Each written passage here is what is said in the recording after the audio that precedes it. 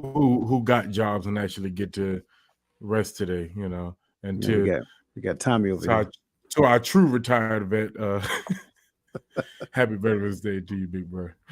Yes, sir. Absolutely. Absolutely. Happy Veterans Day to everybody on the panel. Happy Veterans Day to all of our veterans out there in the space, whether you're on YouTube, Facebook, whether you're on the artist formerly known as Twitter or LinkedIn. Happy Veterans Day to you, and which is actually tomorrow. But we want to make sure that we get that out tonight because we probably won't see you tomorrow. And I also want to make sure that we recognize our members in the chat, man. Just amazing, and we want to make sure that we appreciate you out loud. So again, welcome to the show, Michelle Ray, Crystal Everett, Miss Verlene McCoy. Good to see you, Miss Brianna Moore, Miss Barbara Leister. If I messed your name up, I am so sorry. Please forgive me. I think it's Leister. Um, and let me see, Cassandra McKenzie. Again, welcome to the show. And for everybody who has joined us and have not had the opportunity to get in the chat, get in the chat. Let us know that you're there so that we can recognize you by name, because that's one of the things that we do on this platform. We like to give you your flowers while you can appreciate them, because you can be any place else on this beautiful Friday evening, but you've elected to be here with us, and we do not take that lightly. So, without further ado, we're going to start diving into the things that we normally talk about. But first, I want to talk about the monthly giveaway because it is still going on. We gave away our first prize to our winner from last month. So we're still working on the month of November and December, right? So go ahead and become eligible for the draft. Again, become eligible for the draft. It's free, right? So go to www.totalmindsetshift.com and become a member of the site. I say again, go to www.totalmindsetshift.com, become a member of the site, and then you want to go directly to the community and the general chat board. Once you get to the general chat board, there is a message pinned to the top. Open that message up and you'll see two buttons. One says November and the other says December, and it has every show that's coming up. And you can pick the show and write your question in that you want us to ask on the show. When we ask your question, you will be automatically entered into the draft, and the winner is announced in the newsletter. That's a new twist. I think we enjoy doing that. So if you get the newsletter, make sure that you check the newsletter, because that's where we put our month's winner. So again, the deadline for the month's drawing is always the last show of that month. I can't give you credit for any show prior to that we've already done. So make sure that you get your questions in early. Okay. So again, make sure that you go and register for the draft, because register for the actual giveaway, because again, it is free, and we just like giving stuff away because we want to make sure that we give back to the community, because the community is given to us, and we greatly appreciate you guys, and that's what we do. Now, the disclaimer for today's show, I want to make sure I say this out loud. We are subject matter experts of our own perspective. I want to make sure I address that, because I want everybody to understand that completely clear. We call this the Empowering Perspective platform because everybody's opinion is valued, and we listen because we all have a desire to learn. So I think that's important. Now, this particular show, I want to make sure that I address it the right way. So, again, welcome, seekers of vitality and longevity, to the heartbeat of health, physical health beyond the gym. We are your guide on this transformative journey where every breath we take and every move we make is about sculpting not just muscles, but a life rich with vigor and purpose. We'll savor the flavors of wellness and uncover the secrets of a diet that doesn't just justify your palate, but also fuels your energy and sharpens your mind. But let's step beyond the plate. In this sanctuary of health, we delve deep into the art of early disease detection. Listen closely as we unravel the silent whispers of our bodies, learning the language of symptoms and signs that, when heeded early, can steer us clear from the rugged path of illness. And as the clock ticks, we embrace the golden years, reframing the story of aging. Feel the power in understanding how to age, not just gracefully, but brilliantly, with vitality that defies the calendar. So, to the men who've ever felt the weight of time, who've tasted fatigue, or faced the shadow of a health scare, this is where you reclaim your strength. We're here to light the torch of knowledge and carry it together, illuminating the path ahead. I invite you, yes, you, to take this step with us. Join our tribe, our exclusive community, a neighborhood united in the quest for a lifetime of peak health. And for those who seek to sharpen their edge to a diamond like brilliance, the Diamond Club awaits with open arms, offering you elite insights and cutting edge strategies to transform your life. Don't just listen, engage, act, and thrive. Subscribe, join the community, and elevate your life with the Diamond Club. Your health odyssey begins now. So, gentlemen, I want to start off with what I tend to call health statistics because I think it's important for us to kind of have a generalized understanding across all spectrums of what we as men, especially black men, right, what we have to deal with. So, first and foremost, I want to read this to everybody, and I think it's rather interesting. So, I got this from an article written in 2022. Black men in the United States suffer worse health than any other racial group in America. For example, as a group, Black men have the lowest life expectancy and the highest death rate from specific causes compared to both men and women of other races, racial and ethnic group. Discrepancies in health statistics for the more than 17 million Black men, when compared to others, highlight a great need to better address their causes. That said, one of the leading causes of those statistics, you look at 44% of Black men are considered overweight. That's number one. 37.5% are obese. Black men suffer more preventable oral diseases that are treatable. Black men have a higher incidence of diabetes and prostate cancer. Black men have a high suicide rate. It is the third leading cause of death in 15 to 24-year olds. I think that's alarming enough to pause there and let me get your thoughts, your insights, your just your mindset based upon just a small percentage of the statistical data that I just shared with you. I'll take a shot at it. I think everything that you pretty much just spoke on, I can understand because I understand when it comes to the food habits, when it comes to the dietary habits that we have. I understand growing up in the inner city, how in the inner cities there are food deserts where you're kind of forced to eat the food that's killing you. And growing up, we watch movies like Soul Food, where everything on the table looks good. And it's that time of year where we gonna have the opportunity to splurge on that macaroni and cheese with seven different cheeses in it, baked twice, and all this other stuff. And those things you're gonna put in your body and not even think about it. You're gonna sit back, you're gonna unbutton your pants and watch football and go back for a second play, go back for another play. And we don't see how those things help put us in the positions where we are those statistics because I'm on the wrong side of those statistics, whether it be the obesity, whether it be because what they consider obesity, whether it be the overweight or whatever it is, I'm on the wrong side of those.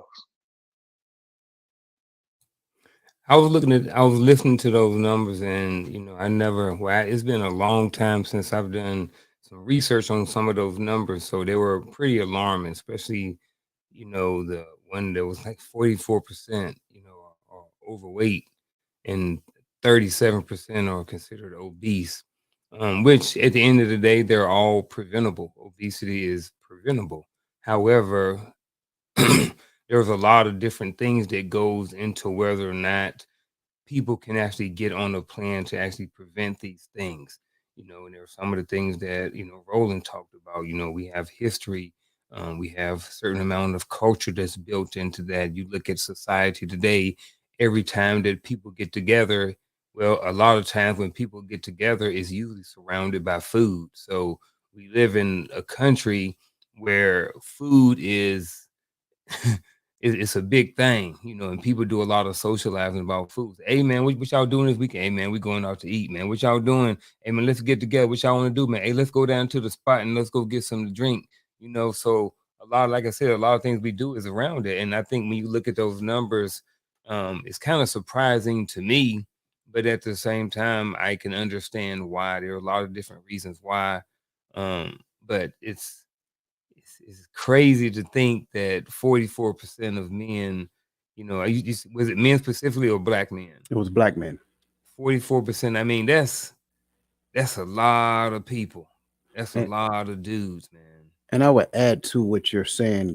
Brother Gaddy, give me 2 seconds here. I want to add to what you're saying because me as a retiree, one of the things I find when I go to work, every time lunch comes up in my mind, I'm like, you know what? I'm gonna chill out. I'm not gonna go to lunch. I'm gonna sit here and I'm gonna drink some water or whatever the case may be, and I'm gonna do some work. And one of my coworkers say, "Hey man, let's go to lunch. Hey man, let's go to lunch. Hey, let's go to lunch." You know, I don't want to turn them down, so I'm like, okay, cool. I'm gonna go to lunch. I'm gonna get a salad, right? And then I mess around and see somebody get that big old chicken sandwich from Popeye, and I'm like, you know what? I'm getting that chicken sandwich too. So it's like one of those things. But then the other side of peer pressure is when people get caught up in their emotions, right? You know, life happens, you know, they're dealing with certain stressors and things of that nature. And one of the coping mechanisms that you find to stress and anxiety is eating food, right? So comfort foods is a thing, cakes and ice creams and all those things that kind of make you feel good about life. So to add to what you're saying, that is a rather alarming number at 47%. I'm sorry, at 44%, with 37% being obese. Man, it's mind numbing. What you got, Brother Gaddy? Sorry about that. No, I think you brothers are on it. But I looked at these statistics a few years back. And Roland would know what I'm talking about because it was a conversation that me and him were having at the time about 3 years back, and these statistics were something I went back and looked at as we were talking and growing. And one of the conclusions I come to, and I mean this with all sincerity to all black men, and no disrespect to anybody else, but we are not the same. And part of the problem is when we destroy cultural differences and racial differences and all this other stuff to try to come to one centralized culture, we lose certain aspects, such as we are not physically the same. Our bodies cannot continue to eat the same diet as everyone else, and then we see among our people is causing a higher rate of death and a higher rate of heart attacks and heart disease and blood disease and pulmonary. Like we gotta get better at some point. It's messing with our like when it comes to our health overall. This is one of the things I come to realize. We're not doing that much different than what everyone else is doing, but the numbers are, it almost looks like the numbers are attacking us. And you know, we could start talking about, oh, they do this in the hood and all this other stuff. I don't live in the hood no more, and I still became a very young diabetic. You get what I'm saying? So let me make mm-hmm. No, let me make sure I grasp what you're saying before you move forward. So when you say the numbers are attacking us, are you suggesting that the numbers are falsified, or like what exactly are you saying? No, well, I'm sorry. It seems as if by the numbers, something is an attack, because you look at the numbers across the board, they're very alarming when you get to our men, right? When it comes to our health. And so it seems like wow, you see these numbers and then you get to us and it's just a big jab. But the difference is our body, we just have to eat different, man. We have to attack it. Like, I know coach don't like this, and I don't like it either when we come talking to certain things. But in the aspect of our health, I realize we got to fight twice as hard sometimes to stay healthy. I love you, coach, but no, you're good. You're good. Yeah, but in our culture that we live in today, it's in the numbers, man. Yeah, I agree. So let's kind of get after it real quick. And again, as you guys already know, the title of today's show is Physical Health Beyond the Gym. And I think a lot of times what we tend to believe is we believe that going to the gym will fix my eating problems, right? So if I go to the gym, and I'll be honest with you, when I was in the Army, I used to say it all the time, like, I work out as hard as I do so I can eat what I want, right? And back then I could do that because I go to the gym 2 times a day and I would try to lift every weight that the gym had. But, you know, in my retirement years and, you know, with my service-connected disabilities, I ain't going to the gym like I used to. So now I got to be more consciously aware of what it is that I eat. So the first question I want to offer to you, gentlemen, is in a world where sedentary lifestyles are the norm, especially for us retirees, how can we inspire men to forge a renewed commitment to physical activity, restorative sleep, which I'm guilty of, and balanced diet, balanced medicine? I would say it starts with, people like us, the retirees, the people who already know what it takes. Whether or not we're actually living it or not, we know what it takes. We three of us up here have done 20 years plus. So, and then how many years you got, Twami? 19. Everybody, we got over 20, 40, we got over 80 years experience up here. We all up here knows exactly what to do. I think part of the problem, I think one of the things that we can do is to be the example. Um, it's always easier, we always, it's easier for people to talk a good game, but being able to back it up and to being able to show or display, I look at the military, we had AR 670-1. For those who don't know, this, it covered the wear and appearance of the uniform. So, and then we had 600-9 that had to deal with your weight standards. So in the military, there was left and right limits as to what your uniform looks like, how you should look in your uniform as well. So I think that, carrying those learned lessons and learned skills over into the civilian world, and then being able to continue to practice those things is one way that we can help inspire men. Just nothing else but being the example. Like, no one's asking anybody to be David Goggins to go out there and do all of those different things, but you can be the David Goggins of whatever it is that you got going on. Just, if you are, somebody who does something 3 days a week, just be consistent with it 3 days a week. And, and things will start changing. So I think it's, in a nutshell, just be the way we can inspire men is to be the example.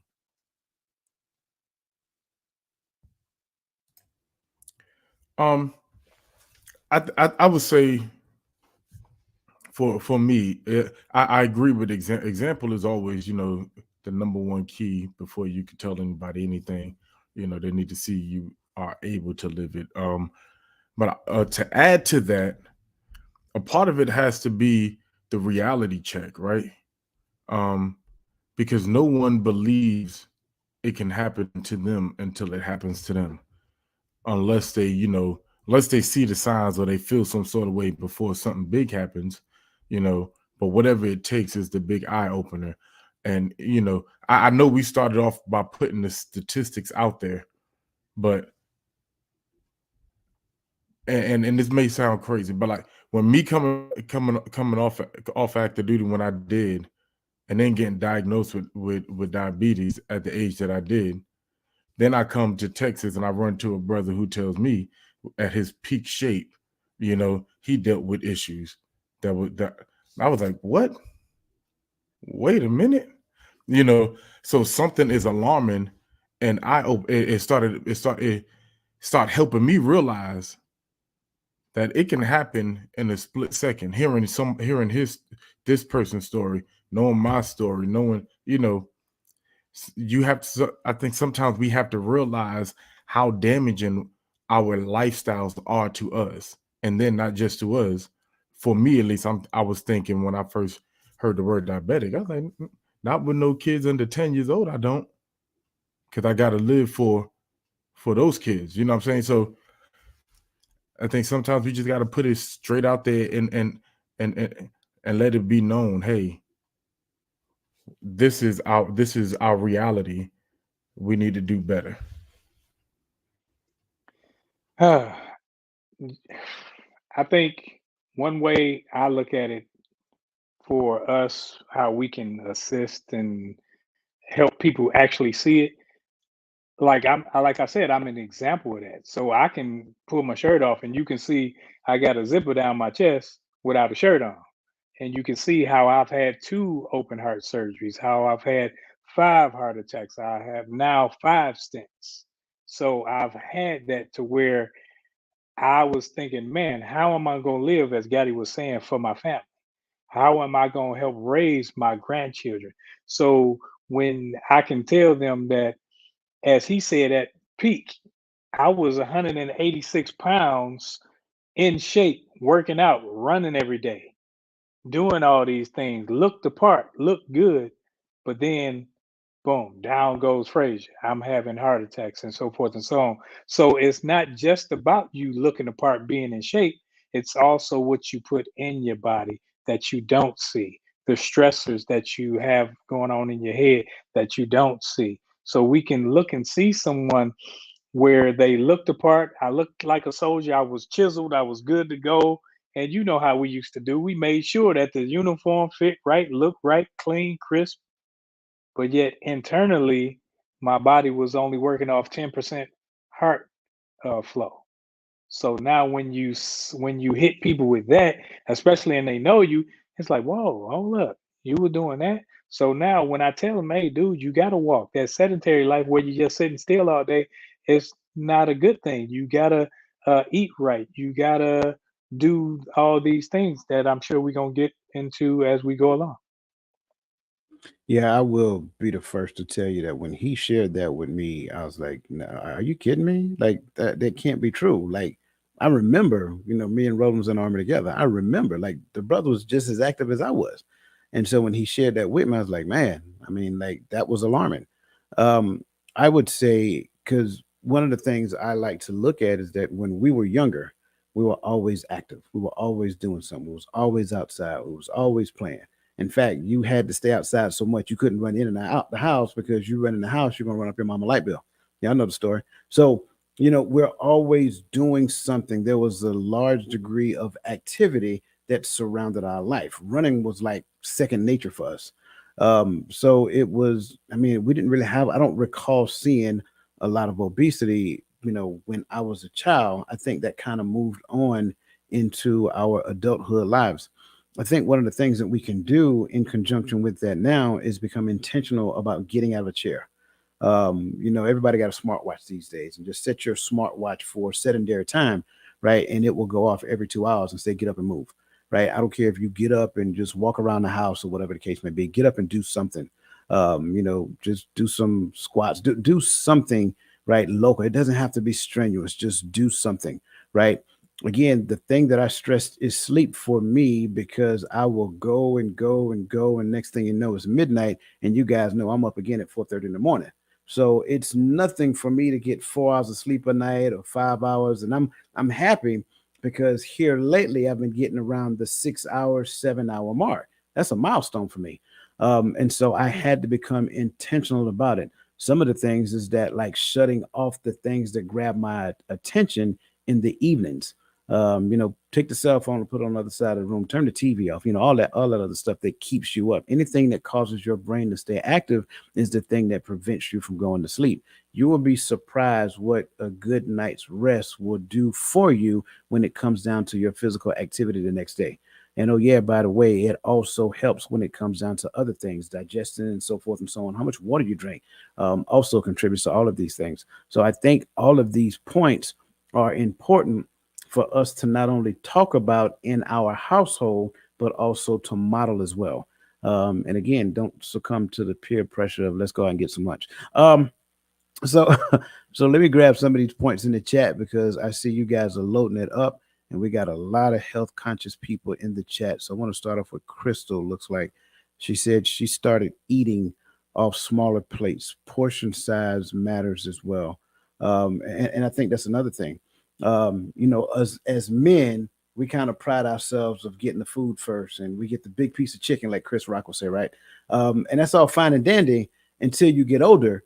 And then, you have to start being consciously aware of how much food you intake in any given point in time. And Thanksgiving is right around the corner. And like Roland said, we're going to be watching football and eating all that other great stuff. And it's customary to eat early and watch Detroit get beat because they generally play the early game, right? So that's just what we do. So we got to be careful with that. Eat a smaller portion, go back and get seconds later, but walk around, go walking as a family, walk around the block, enjoy each other and talk. That's an important thing. Lisa said, we as a community must use self-control when it comes to our eating habits as well. I think that's key in conjunction with what Crystal says. use self-control to eat the smaller portions. And if you want to be, completely transparent, eat small meals, 5 times a day. I know that's going to be difficult to do because, again, you're going to feel like you're full. But again, being conscious about what you eat as well, that's the key. I don't want to eat fried foods 5 times a day. That's not healthy, right? So you want to start eating less fried foods. You want to eat more green leafy vegetables and all kind of stuff like that. But we'll get into that in a moment. Miss Verlene McCoy says, it's diet, the lack of exercise. Some men do not go to doctor's appointments or get little or no exercise. And the main thing is they don't drink water. Absolutely. Like, I don't know what it is about men, but it's like we're allergic to the doctor. We're tough it out. I think, Garfield, me and you had this conversation a while back, right? Like, we got to start holding each other accountable as men. Go to your doctor's appointment, man. Go get checked out. I'm at that age where they say, hey, you got to get checked for prostate cancer. How do you want to do this? You can go to A route. I'm not going to talk specifics, right? She said you can do the A route and you can do the B route. I said, well, since I don't have no history, let me go to A route first. And man, I had some anxiety going to A route. I was like, I should have done the B route, just got it over with. So, as you get older, you guys understand what I'm talking about. But yeah, men, go do that. Go get checked. Nothing wrong with getting a prostate exam. One more. Let's see. Michelle says, from my perspective, my mother's generation did not have the women issues that we have today. This is because the hormones, preservative dyes, monos, tri in our food. Agreed. 100%. But I'm not that person that can even have that conversation because I am unskilled and I have no experience in those things. So we just gonna take your word for it. Okay. Moving on to the next question. Let me pull this one up because this one a little long. Okay. The next question is, how do we reshape the cultural narrative around men's health to dismantle stigmas, particularly concerning mental well-being and vulnerability, and create a new ethos that promotes a balanced lifestyle, preventative care, and the integration of physical and emotional health for men of all ages and backgrounds? I think you got to be straightforward. When it comes to certain things that men hold deep, deep, deep in their heart, the diet has a lot to do with whether or not your little friend has blood flow, has energy. So when you look to be the male figure that you want to be and be virile and strong, if you eat those things that clog your arteries, it will have an impact on your loins. It will have an impact on your life with your spouse.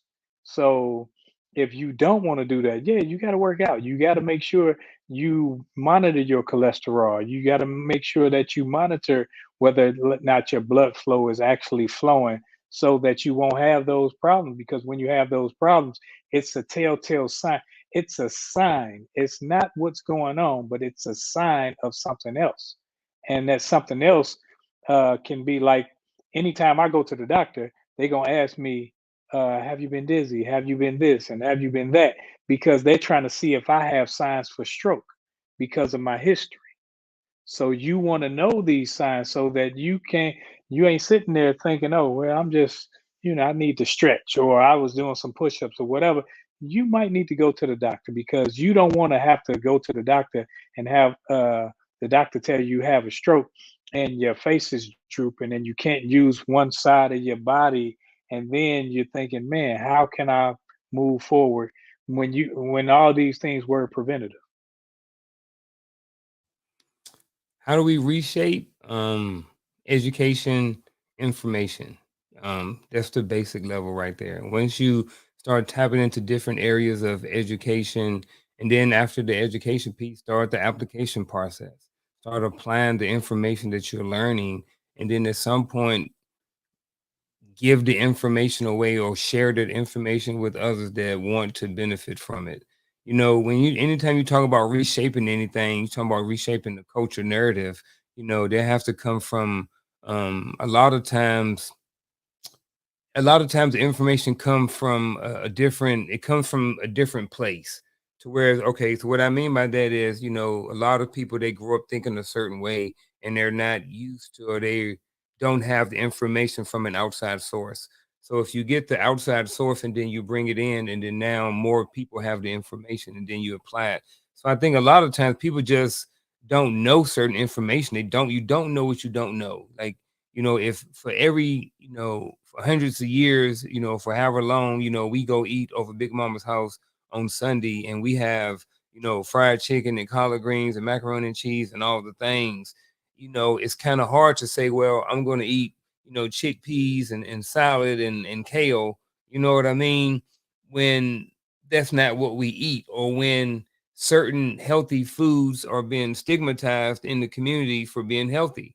If you are healthy, so, oh, well, who you think you are? You trying to be healthy? You think you better than everybody else?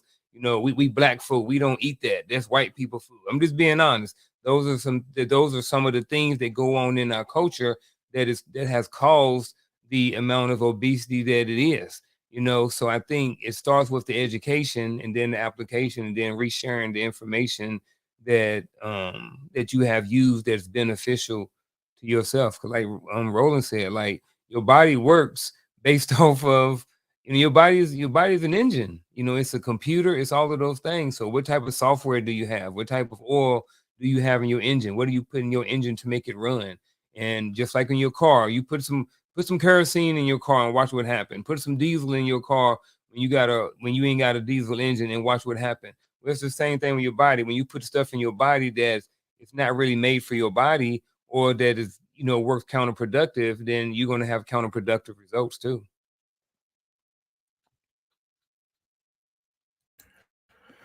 Man, my brothers was going in. But I'm gonna jump on the mental health part a little bit.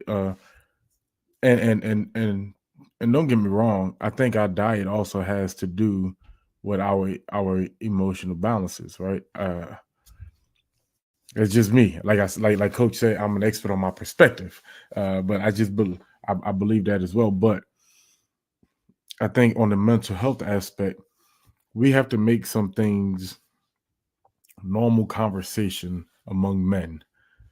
All right, we need to remove the stigmas about men only talk about certain things when we get together. Like we could talk about basketball, football, baseball. We could talk about girls. We could talk about cars. We could talk about anything. Barbershop conversations, but we can't talk about our mental health amongst each other, and that needs to become, especially in our culture today, that needs to become more prevalent in our conversation. And I think that not only will bring awareness to the mental health struggles of men in our community, but it'll bring enough self-awareness.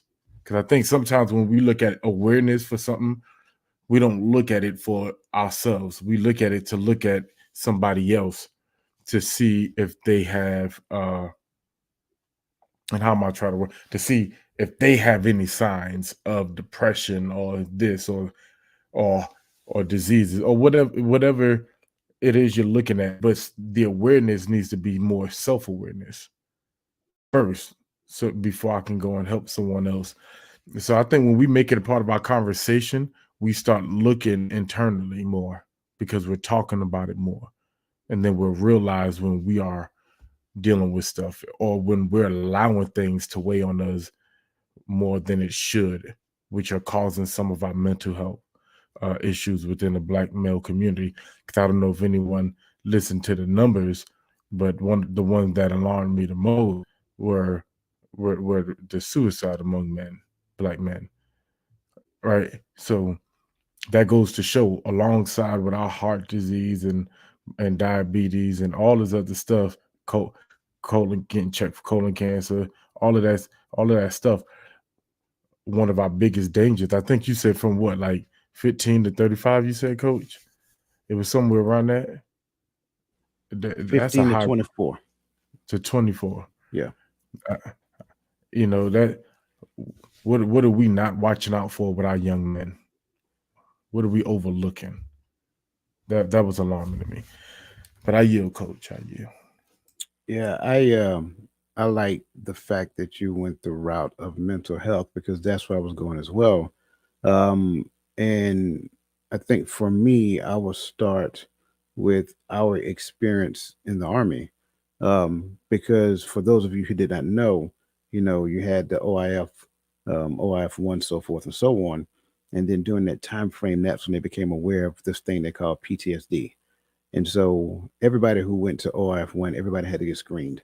And some of us had to set up appointments to where you had to have prolonged conversations with a psychiatrist.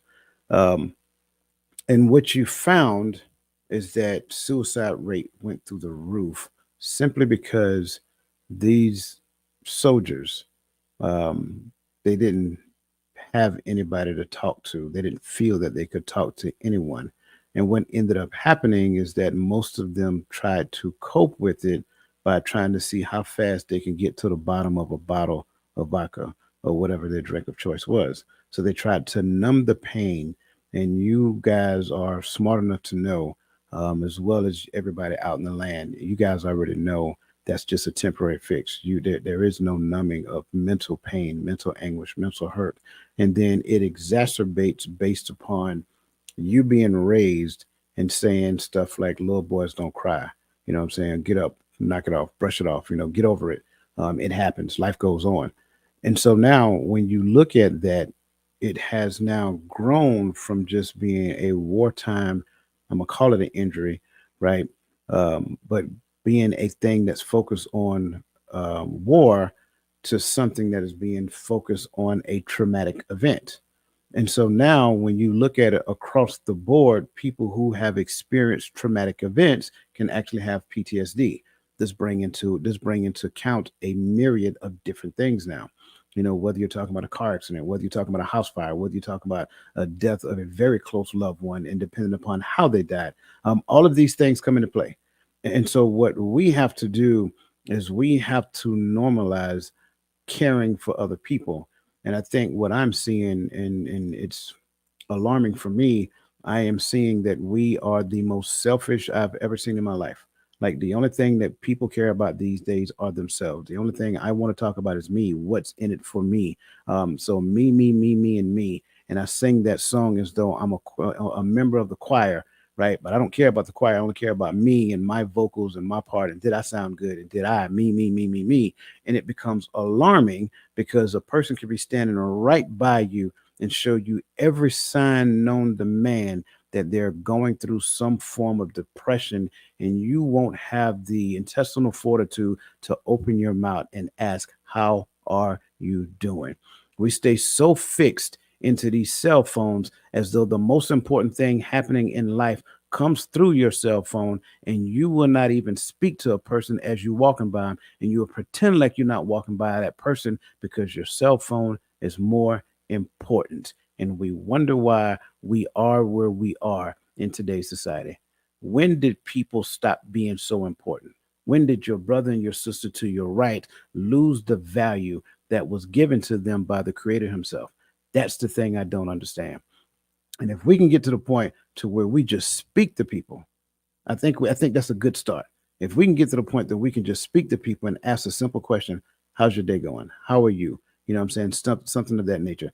Do something for somebody else. I think that's one of the biggest ways that we can reshape the narrative. Do something for somebody else other than yourself, right? Be intentional about doing so.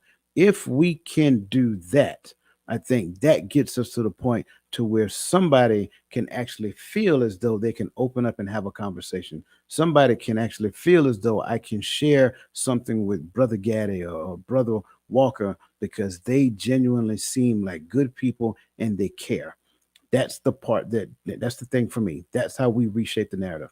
Now, not taking away from anything that nobody said, I agree that we got to get to the point where going to your regular checkups, calling your doctor when something ain't right.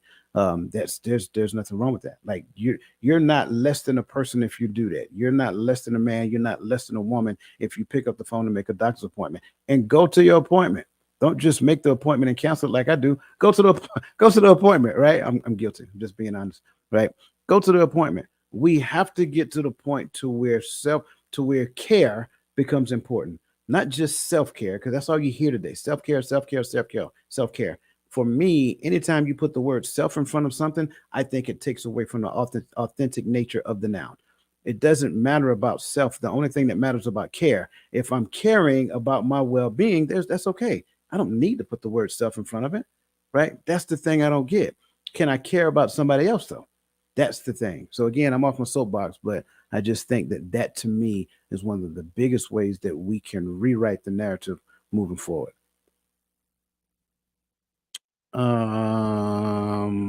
Okay, I think let's start with Lisa's point of preventative care. Preventative care and screening are imperative to monitoring our health and discovering health concerns early on. Absolutely. Brother Christian Barrow, welcome to the show, man. It's always good to see you. We should research what works with our body for us to stay healthy and help out our community and culture with proper nutrition and guidance. Absolutely. Absolutely. And here's the other thing as well.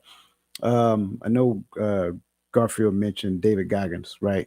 But you got to realize some people have the ability to get out there and run miles.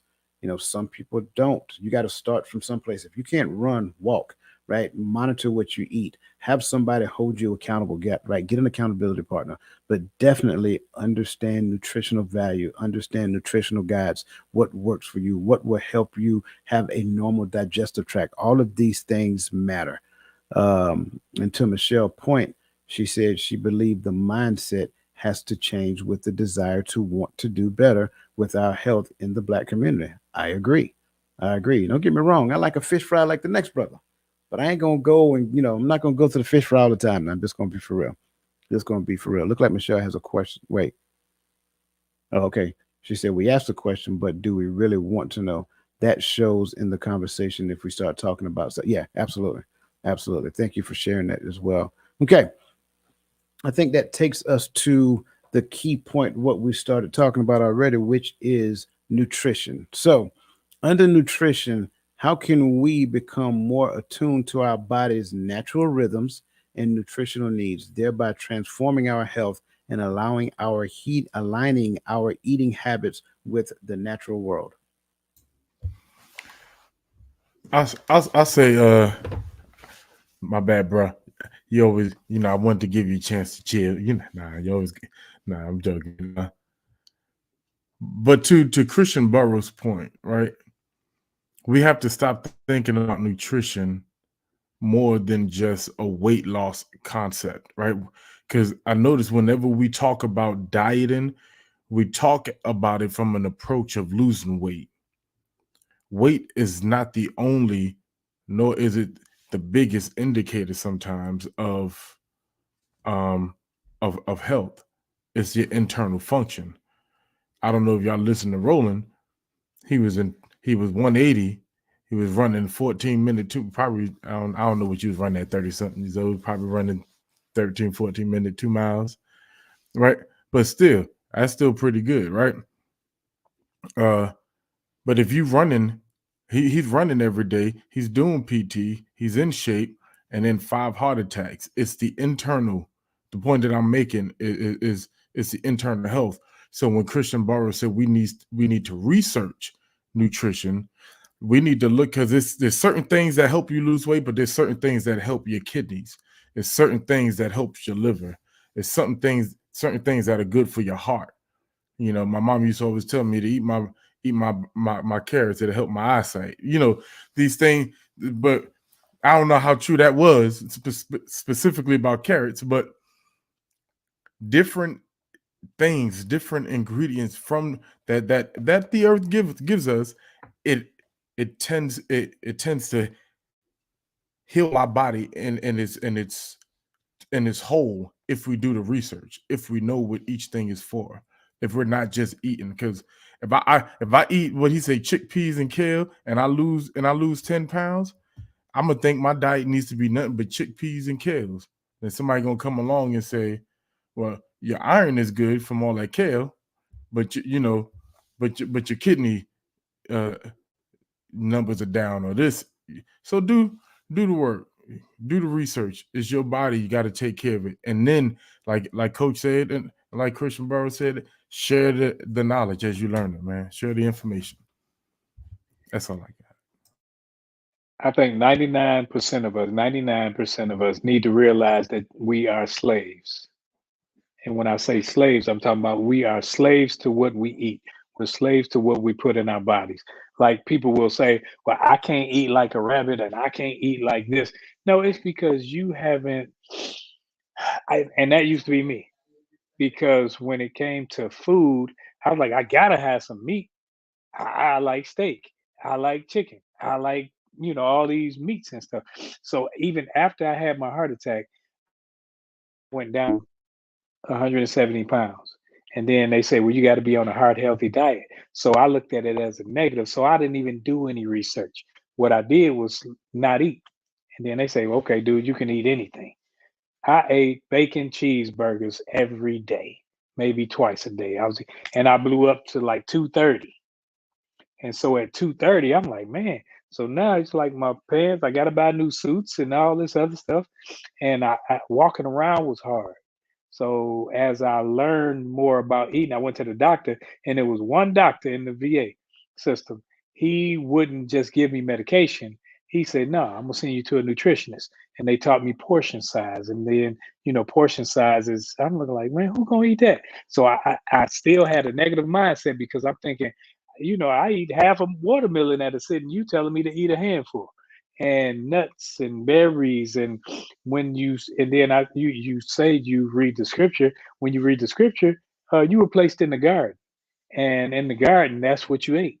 So not going to Chick-fil-A, getting that fried chicken on top of your salad to alleviate you from getting the baked or whatever it is in the chicken salad, or saying that you can't eat this and can't eat that. No, it's because you haven't done the research and you're too lazy to do the preparation. So you still a slave to what you put in your body, and that what you're putting in your body, even we will transfer from eating regular good foods to processed foods. So now I'm gonna eat all these processed foods, and that processed food, I think it was Michelle Ray. She said earlier about overseas, you can't find a lot of the processed foods that we're allowed to eat in America and other countries because they know what it does to your body. They know it. It gives us cancer. It gives us diabetes. It gives us high cholesterol. It gives us these things. But over here, we are in a society where we say, okay, we'll just go to the doctor, and the doctor in cahoots with the pharmaceutical companies, so they gonna continue to push medications on you. And when you push these medications, it'll stop one thing, but it's gonna cause another adverse effect. So we got to realize that at some point we're slaves to what we do or don't eat. Can, can I jump real quick, Coach? When Roland brought up the overseas, if y'all do that research, man, this is why it's alarming. It's not just that you can't find the ingredients; it's that you find the exact same food, the exact same brand, flavors, and everything over there. You flip it up, you turn it around, and flip out, and you read the ingredients. They got 3 ingredients in their stuff. We got 37. That's a problem. The same company's making both, but they're feeding us something totally different. That's it. My bad. Yeah, if anybody know me, I enjoy Korean cuisine. Been to Korea twice, and one of the things I like about them is the way that they bring their food out. Like you will have like a whole bunch of side dishes, right? That they array around like in a half moon, and your main dish is in the middle. But the main dish, if you pay close attention to it, it's really not a larger portion. It's just the main dish. So you got vegetables that go around all over. And I think that's important for us to understand. I think when it comes down to us as human beings, we need to understand that we are we communicate, right? So we are all about communication. We're all about sensing information. We're all about gathering information from the environment. But I think a lot of the time we miss the cues of what our body is communicating to us at any given point in time. Before your body gets to the point of defecting, it will start talking to you. You have to learn the language of your body so that you can understand that it's time to make a change. I believe when we get to the point of doing that, if we can pay attention to that and understand what it is actually saying and make those changes early enough before the longevity of whatever it is that we're doing incorrectly takes effect, then we can start to reverse what's happening. Your body is a very amazing. I mean, it's just very amazing. I can't say it any better than that. I know Garfield talked about it being a machine, where he's absolutely right. Like, it has the ability to repair itself, but you have to give it the right thing. I like the fact that Roland brought out, if you study the scriptures, you were placed in in a garden, right? There's a lot of things that we can eat that has the ability to help you repair yourself, right? Drink a lot of waters, like avoid the carbonated stuff and all that other stuff, right? Those carbonated stuff, there's nothing about it that means you any good. If you can take a thing, I think it's Coke, I seen it a while ago. If you can take Coke and pour it on a corroded battery acid and it eats the acid off the battery, that is not something that you need to be drinking. I can't say it any plainer than that. But you have people who understand that you can tell them that, and they refuse to give up that Coke. And it doesn't make sense to me. So we have to be more aware. We could absolutely clean toilets too, brother. Thank you for that. You have to be more aware of those things. Listen to what your body is telling you. I know when I start gaining weight because my lower back started hurting. I'm listening. And at that point, I am automatically making a change. I will make a change, and I will change my diet for a period of time to ensure that I regulate my weight and get back to the space to where I can move comfortably. Like, we have to listen closely. Your knees start hurting, your ankles start hurting, things that you get my age, man. You've been through the things that I've been through. You got arthritis some of every place, right? So you got to listen. You got to listen to those things. I refuse to become a victim of it, but I understand that when my body starts talking to me, I need to make some changes because it's warning me that if I do not, and I continue down the path that I'm going on, it's going to get worse over the period of time. So I think that's important. And I agree wholeheartedly with these brothers and what they're saying. I'm also with, man, listen, what's being put in the chats, man, is amazing. I mean, you're getting some great advice from the people in the chat as well, even to VA advice, fish oil, black seed oil.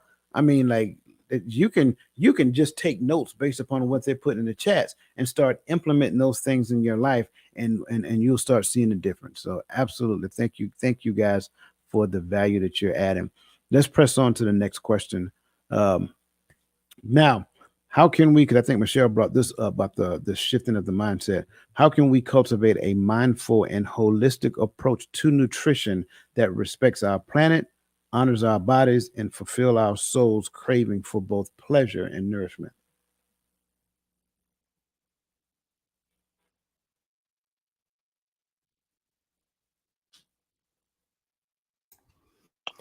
I couldn't tell if you was about to go or not. My bad. Oh, you good? No. So me and my sister, right? My sister Olympia, she lives in the house with this dude with an all white beard and stuff like that. The boss? Nah, I ain't said the boss. She the boss. She the boss. Okay, yeah, she the boss. We decided to grow a garden. Right now, we both still growing on and learning. You know, I'm a city boy from New York. You know, I got some things to grow. You know, I think every year my cucumbers grow pretty good. My collard is still growing and it's getting cold and it's still growing. Tomatoes do good every year. My peppers didn't do good this year, but that's all right. We'll figure it out, right? But when you talk about respecting our planets, right? If we all were able to grow a basic garden, if that was cultural still, like, at least just grow your herbs and certain things that you can grow in the backyard every year, that alleviates all these factories and all these chemicals having to be used and all this extra stuff being done to our food just for the sake of mass production.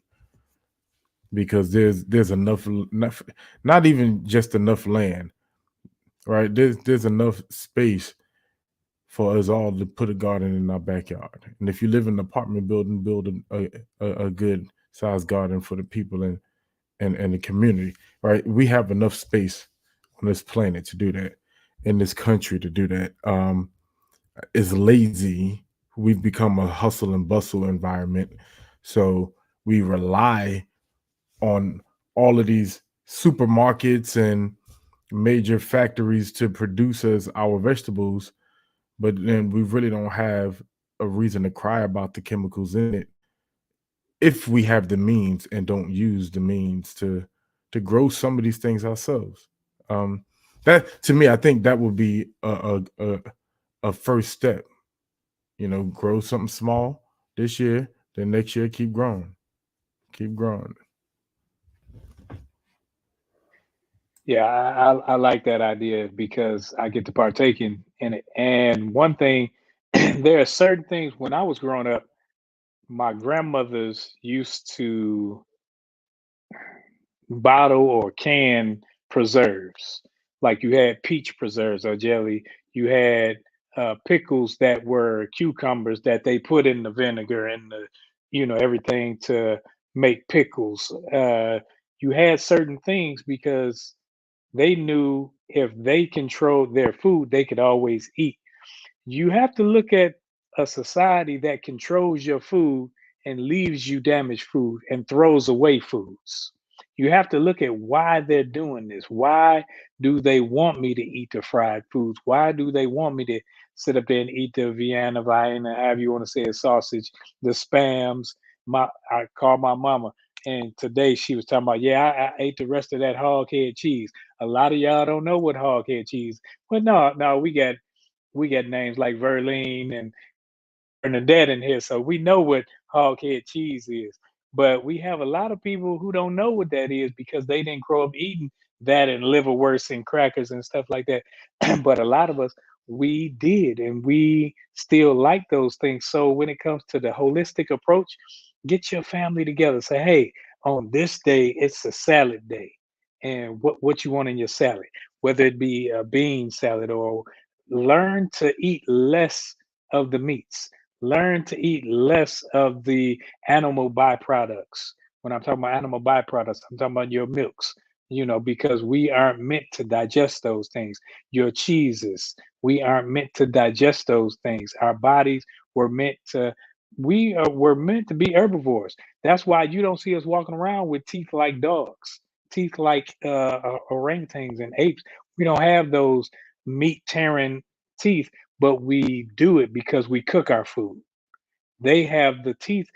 The teeth dictate what you should eat.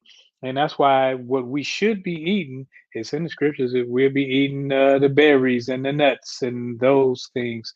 And we will be just fine because we talk about, well, what about our protein? The ape doesn't eat meat and he's 1,000 pounds. The lion does, but look at the teeth. The elephant does not, and look at them. They eating leaves and so forth. And so you don't see a horse eating meat. So when you can get together with your family members or whomever and say, hey, we're going to grow a garden. And even if it's a above ground garden, they have it to where you have planters. Uh, at some point, I had to buy planters for out back. I have all type of seeded pots on my kitchen table because they're waiting to grow to be replanted outside.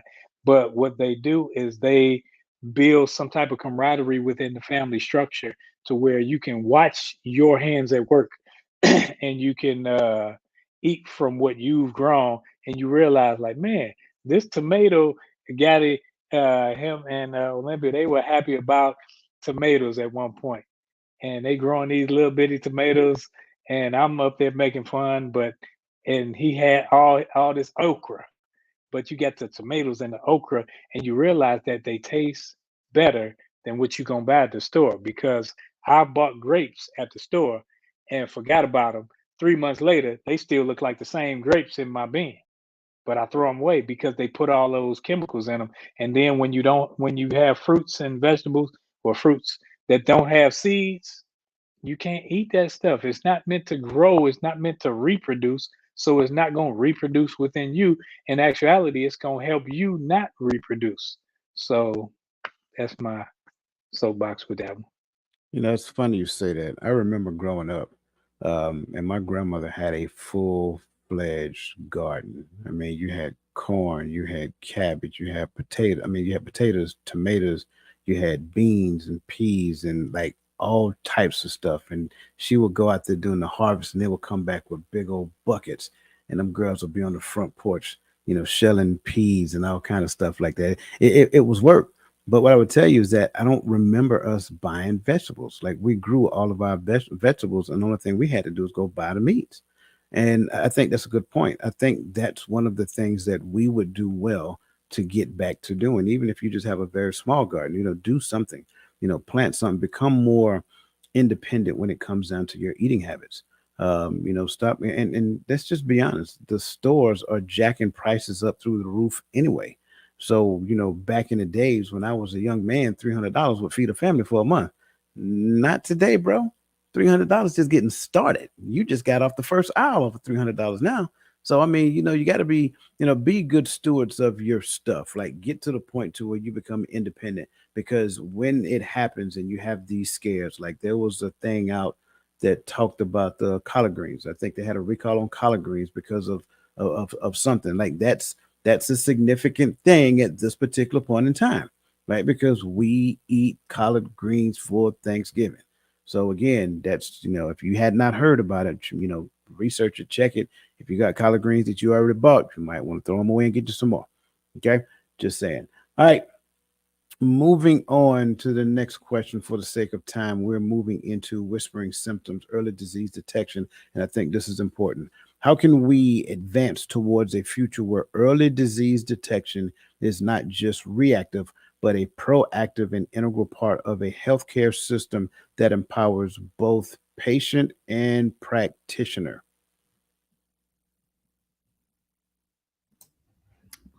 Man, take over our healthcare system. I think we're talking about it right now.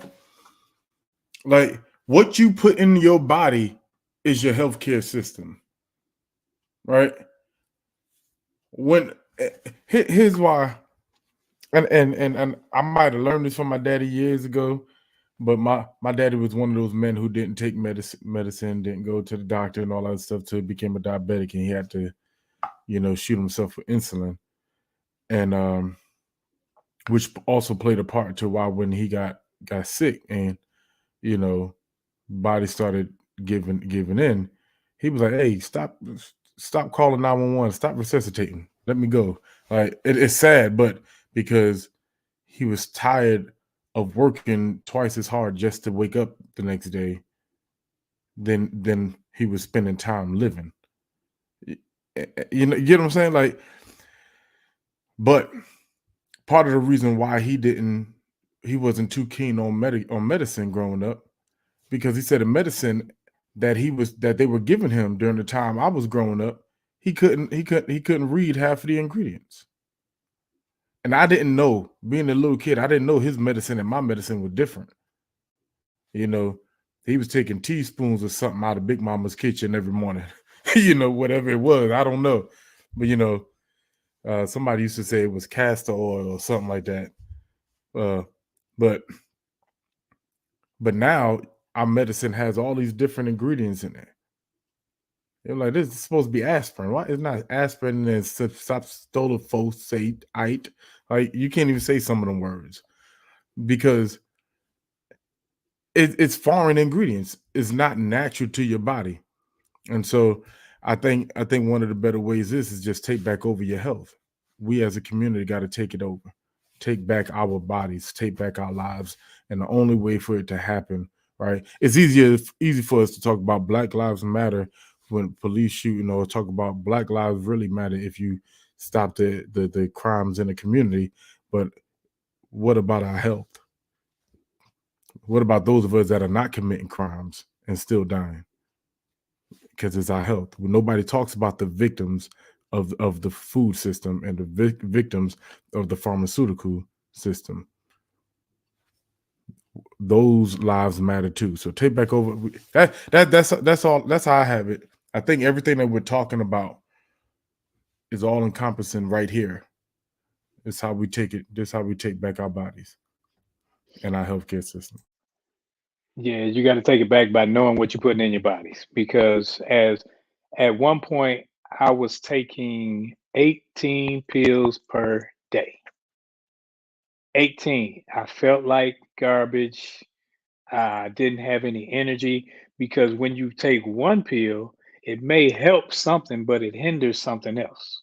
And then, because that's hindered, you take another pill that helps that and hinders something else. So you taking all these pills and you got all this, your system is toxic inside. So when you have a lot of toxicity, and I think someone spoke of it earlier because we were speaking of the woman's body. When women will put certain things in the body, they know by their pH. Their pH balance shows this, and then they will have certain smells or odors, or and that thing. Just like if they eat what's that, the long asparagus or something like that, they know, because those things weren't meant to stay, not asparagus, but the medications, they leave your body, they go through your kidneys. That's why any when people try to unalive themselves and they take a bunch of medications, what they may die from is not the pill itself, but the pill shuts off the kidneys, but it's because the kidneys were not meant to filter those things. So when you know what goes in your system, in your body, that's a start. And knowing, that's why we should have uh neighborhood gardens and things like that, because we can know what's going in our body, because we know ain't no pesticides going in here. I remember when we used to get the greens from the garden, you had to take them, put them in the doggone big sink, and you had to soak them and actually clean them, because they had slugs and all these bugs and things on 'em, because you had to get rid of it. Now you go buy them, and I seen the lady on TV the other day, she rinsed them off. Like, what's she doing? You gotta do more than rinse these things off. And at when it comes to knowing what's going in your body, you know where it comes from, and not just your physical body, but your mental.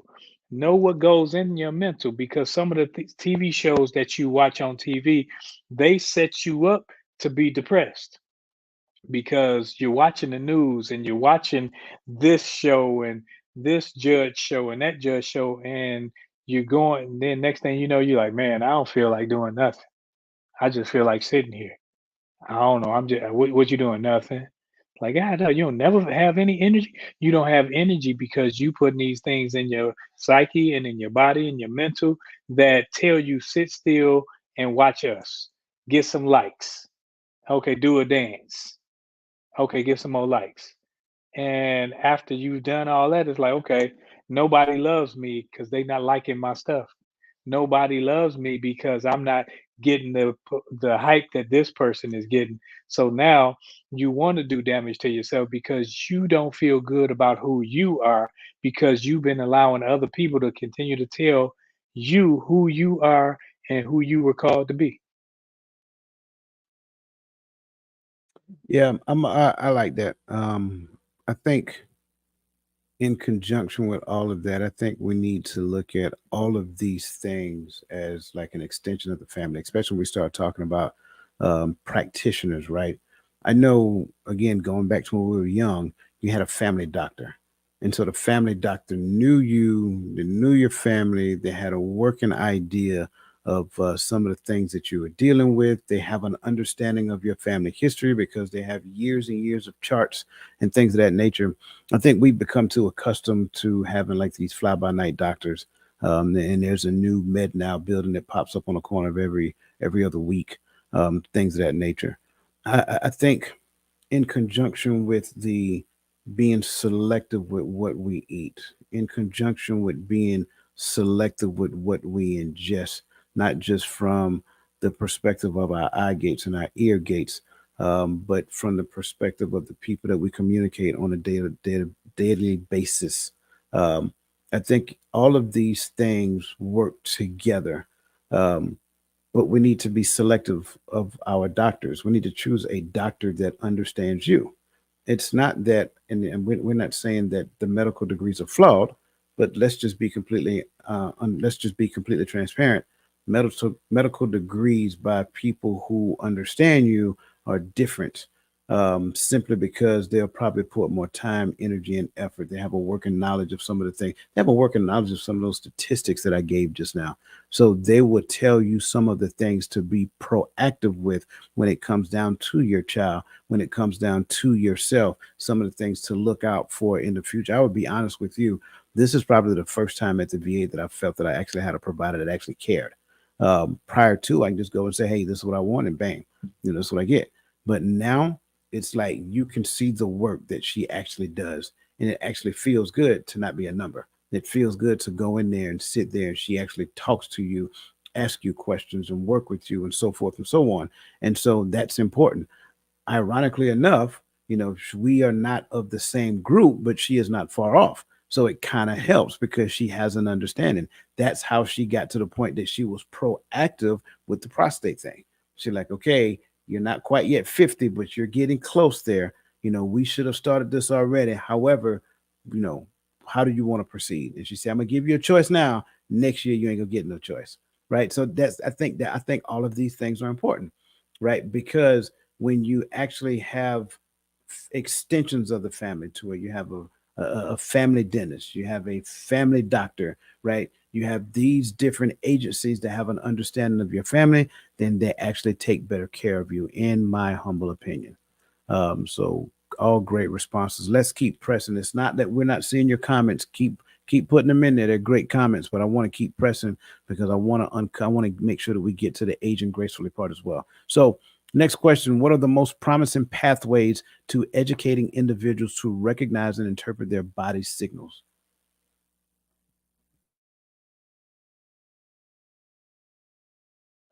I think you know your body and you know what feels normal, but sometimes a norm to you can be, oh, I have a little heart issue or chest pain. That's just gas. And that's just, so sometimes we, instead of going to the doctor, instead of having something checked out, we err on the side of it's normal when it's not. So knowing what normal should feel like, because if you have chest pains, that's not normal unless you just finished working out in the gym. But if you're just at rest and you have labored breathing or something like that, like I was medical in the military, 22 years. So I've seen a lot when it comes to the human body and how it should work and shouldn't. That's why I know certain stomach pains, it shouldn't be accompanied by fever. It shouldn't be accompanied with some other things. So promising pathways would be educating us on normalcy when it comes to how we should feel. That's why you shouldn't have these back pain. And when you have your joint pains and back pains and things like that, first thing the doctor's gonna tell you is lose weight.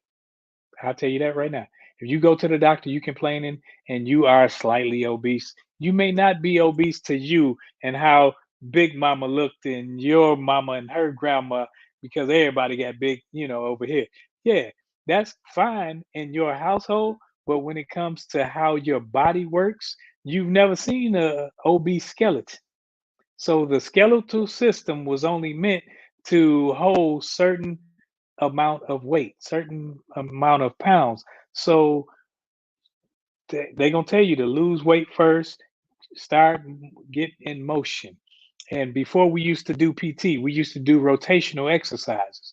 And when you do rotational exercises, it gets your synovial fluids moving so you don't have your knees popping when you stand up. That's why I'd be like, hold up, Denzel Washington doing Equalizer 7 a day, knowing he walked through a whole house and nobody hears a thing. I can't get up off this chair without my knees cracking, without my back, some sound coming from my body. But you have to get to that point to where you know what's normal for your body and where you say, okay, let me get in motion. And if I'm in motion, if I'm having labor breathing, if I'm tired, if I'm having chest pain, that's not normal. So what can I do about that? How can I educate myself and other people that this isn't normal and let me get to a point of normalcy where I'm better off than I was? I like the direction you took because I was kind of going. I wanted to go there as well. When you talk about educating individuals on recognizing and interpreting their body normalcies, for me, I spent so many years. Well, let me start by saying this. I want to start. Parents, aunties, surrogate aunties and uncles, whatever. If you got young men and women in your midst, stop telling them to do it while they're young and their body can handle it. That right there creates habit. If you tell them, oh, you better eat that while you're young. Oh, better eat that while your body can handle it. No, because it's gonna come a day where your body's gonna make you pay for everything that you just did that you're doing to it. And then by the time you 35 and your metabolism starts slowing down, guess what? That eating is a habit. You haven't had to control your eating all along. Why should you do it now? Right? It becomes a mindset of how to eat. You don't know better. But for me, it was when I really started trying to do better, when I really wanted to get, work on getting my numbers down, and to the point to where my doctor started ignoring my calls because my A1Cs was getting too low.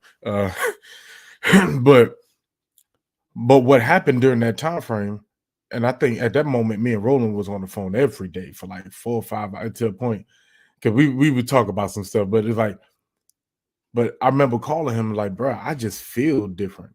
And it was a better different. Right. I was playing basketball in the morning. I was jumping like I was in high school again. I was getting up there. You know what I mean? I was moving fast. My knees wasn't aching when I was standing up. Like all of a sudden I had no more acid reflux. And hopefully nobody on the VA is watching this podcast, because my knees hurt and my acid reflux still acts up if you are watching. Um but I'm just saying, these those things happen and my body started changing for the better. Then I started being from that moment, from knowing what normalcy feels like, and I'm just proving Roland's point. From that moment on, I can start to feel things now, and I'm like, oh no, when I wake up and I feel a certain way, and I get to work and here they are. Every department them brought cupcakes. You got to eat one. Just take one. Look, I took one from dinner. I can't take one from you too. And then I'm gonna have to take one from labs and then one from personnel. Next thing I know, I done ate 15 cupcakes. You give so I just had to start just shutting it down because I know my body's telling me, hey, bro, let's get it right. I can start feeling things that I know I didn't feel when I was doing this. And so how do I get back to here? And I got to get back to that versus feeling these aches that I used to think were normal, but they went away when my eating was better. So I'm just agreeing with my. Yeah, for me, I'm gonna keep this one short and quick. What are the most promising pathways, to educating individuals to recognize and interpret their body signals? I think when parents normalize those conversations, children become comfortable with them, and as children become comfortable with them, they become adults who will normalize those conversations as well. So I think that's one of the biggest and easiest ways to do it. Get comfortable with, talking about your body that's functioning, things of that nature openly, so that you're not ashamed, embarrassed, or any of those things when you get older. So that takes us to our last category and last question. The last question for this evening is, how can we reframe the narrative of aging to embrace the convergence of physical, spiritual, and emotional health? Now, I want to make sure I set the conditions before we dive into this one, because again, I believe that there's a stigma right now today to where the younger we've heard it ourselves, to where a lot of younger generation do not necessarily respect the older generation, right? I also believe that when it comes down to aging, we automatically have the stigma in our brain, in our mind, that once we get a certain age, we can't expect this, we can't see this, they can't do that, so forth and so on. So how do we reframe that narrative? I like to show them, especially, you know, I remember it was maybe 2 years ago. No, maybe 3 years ago. the young boys wanted to challenge myself, Gaddy, and another brother in basketball. And I'm like, okay.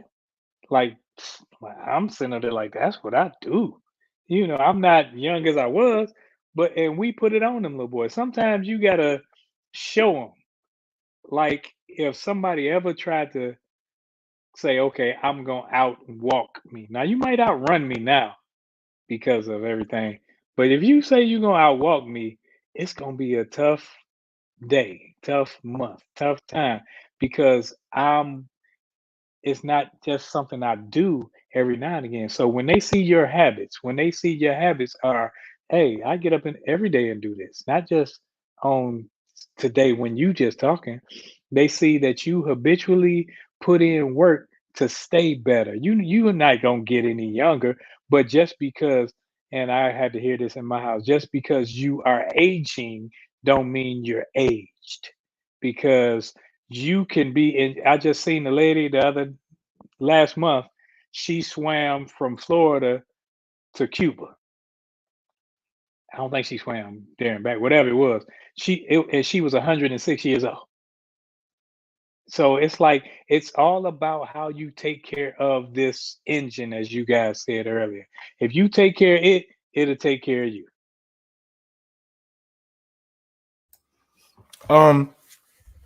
Everything Roland said, in addition to those of us, now listen, I'm going based off of life expectancy. I know y'all don't like to let me call myself middle-aged, right? But those of us that are middle-aged, right, we have to start purposely showing honor and some type of reverence for the elders in front of the younger crowd.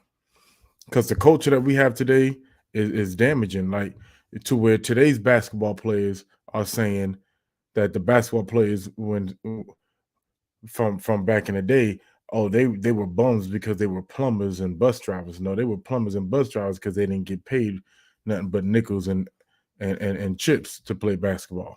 That's why, not because they couldn't play.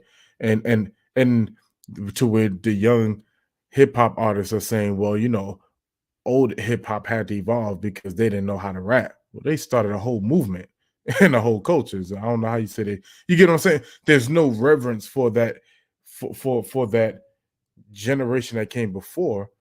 But I think a part of that is the responsibility of those of us who are not too far to where we can show reverence to the ones that are older than us.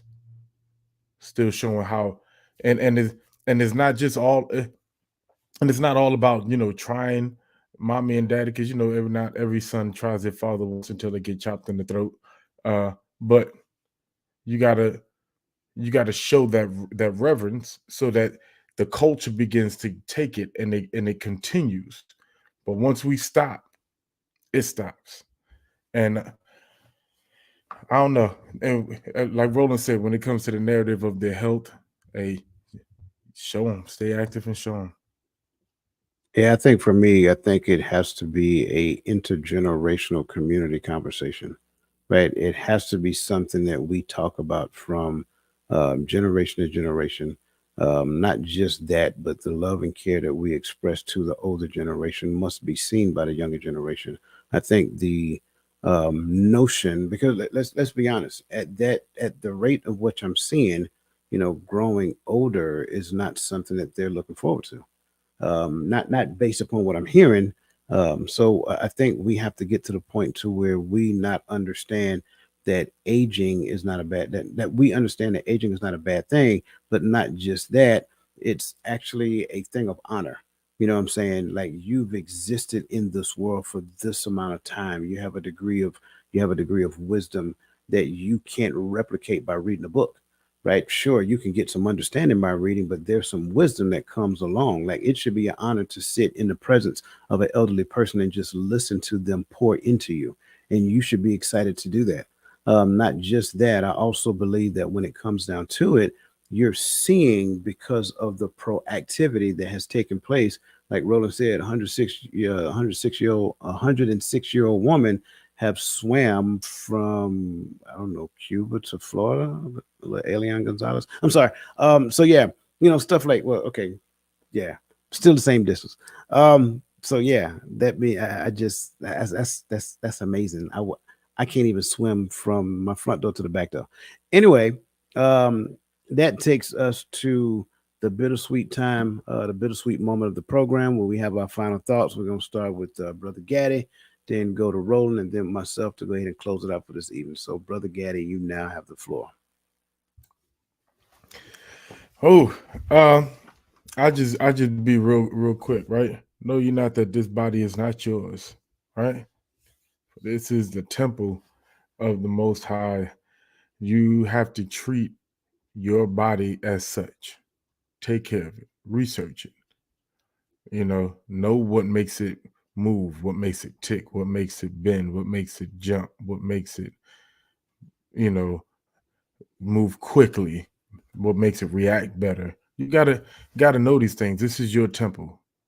This is where worship truly begins, right? Because the time has come where the true worshipers must worship in spirit and in truth, right?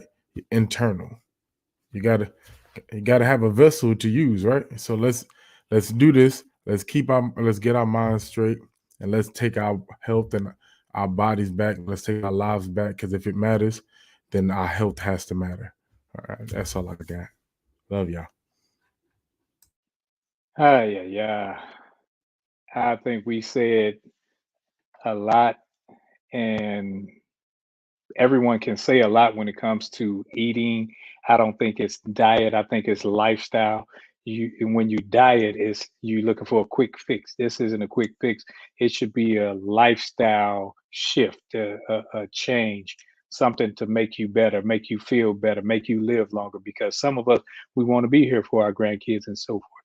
Now, and then just one last thing. I think Lisa Keys had brought up a scripture. She brought up 1 Timothy 4:4, but I'm gonna read 3 and 4 and give a little brief synopsis of it. It says, "Forbidden to marry and commanded to abstain from meats which God hath created to be received with thanksgiving of them which believe and know the truth. For every creature of God is good, and nothing to be refused if it be received with thanksgiving." That's why you have to read above and below, because if you just read for every creature, you'll think that you can eat everything that he created, because it's talking about those that are in the truth.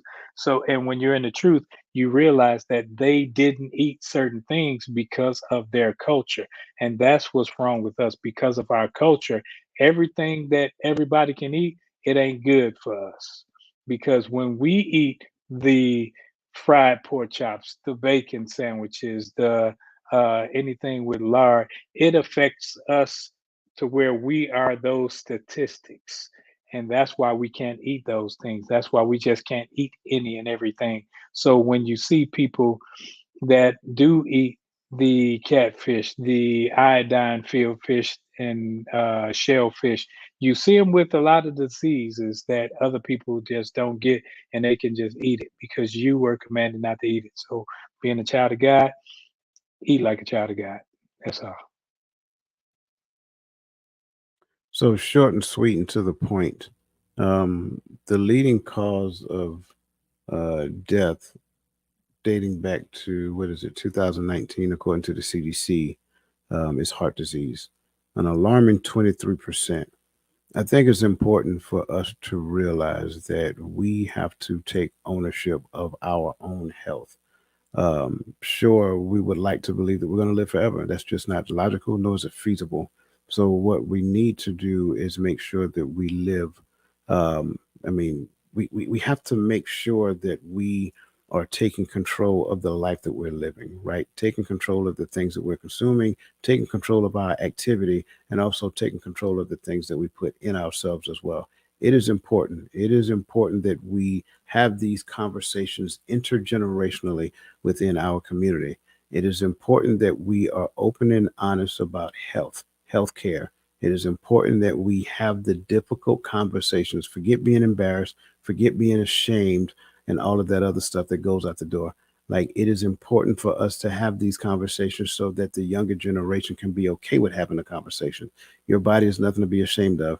everything that you have, regardless of whatever sex you're talking to, like sexes have like similarities. So it should not be a problem for a daughter to talk to her mother about something that's going on with her body. It should not be a problem for a boy to talk to his father about something that's going on with his body. We need to normalize these conversations, being open, honest, and vulnerable with one another, because that is the gateway of the love and care that we are supposed to have for one another. Last point, again, talk to somebody, speak to somebody, make it your business to say hey and speak and meet a brand new person every day, just by virtue of humanity. It is important because there's a lot of people who are out there suffering mentally, and we don't even take the time to greet that person and say hi. And you just don't know. One conversation can delay one decision that can have a permanent effect. So, that being said, I want to say thank you to everybody who joined us tonight. Listen, again, it's not too late. Go to www.totalmindsetshift.com and join the community where we bring these conversations into the chat and talk about them on a continual basis throughout the week. For our Diamond Club members, don't forget tomorrow morning at 10:30, we're going to continue on to the pathway of success. So achieving success, through love and charity. So we're going to peel back the layers of the scripture as we talk about success through love and charity.